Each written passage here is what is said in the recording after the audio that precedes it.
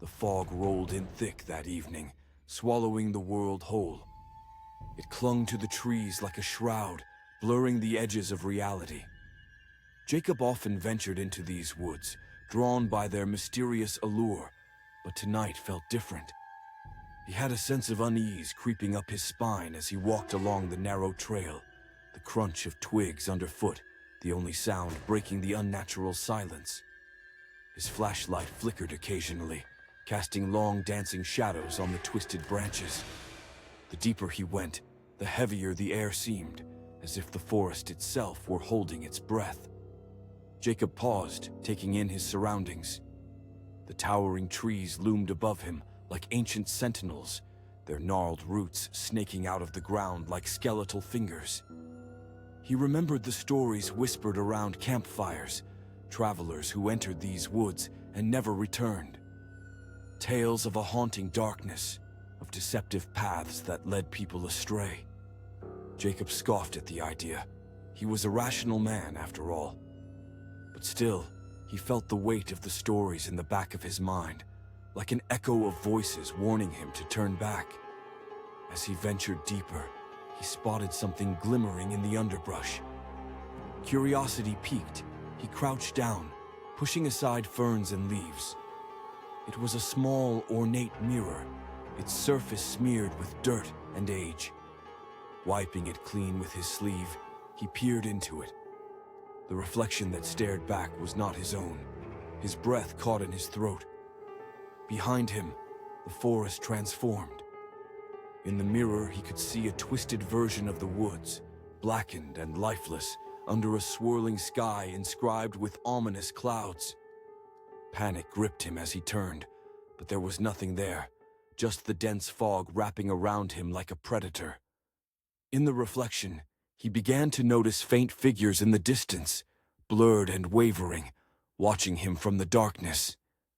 Shapes that resembled people, hunched and distorted, their mouths open in silent screams.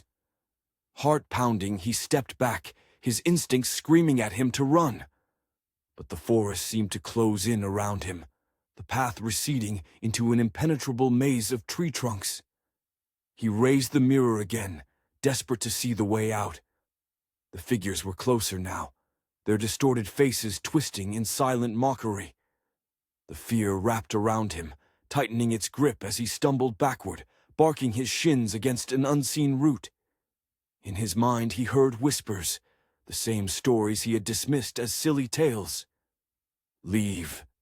Now, before it's too late. A chill ran down his spine. Behind the figures, something else shifted, a shadow of something vast and malevolent, the source of the whispers. Panicking, Jacob turned and dashed blindly into the suffocating fog. Every step felt heavier than the last, as if the woods themselves were trying to hold him back. He could hear his own ragged breathing, the racing of his heart drowning out all else. The echo of his footfalls surrounded him, creating a cacophony of sound that enveloped him. He heard a rustle in the underbrush, a faint breath against his ear, beckoning him to look back. But he didn't dare. As he plunged deeper into the darkness, the reality of his surroundings began to warp. The light from his flashlight flickered and faltered. Fear clawed at his mind. Was he even moving in the right direction? Finally, he stumbled out of the tree line into an open clearing. The mist surrounding him began to dissipate. Breathing heavily, he turned around, expecting to glimpse the creatures once more. Instead, he faced the reflective surface of the same mirror he had discovered, a cruel twist of fate. His heart sank as he saw his own reflection, yet again, but the eyes looking back were not his. They were dark, hollow voids, empty yet filled with something unspeakable. Then a smile stretched across the face in the mirror, wide and sinister. It wasn't him anymore. He took a step back, the edges of reality peeling away once more, as the whispering voices grew louder. Taunting, taunting, taunting.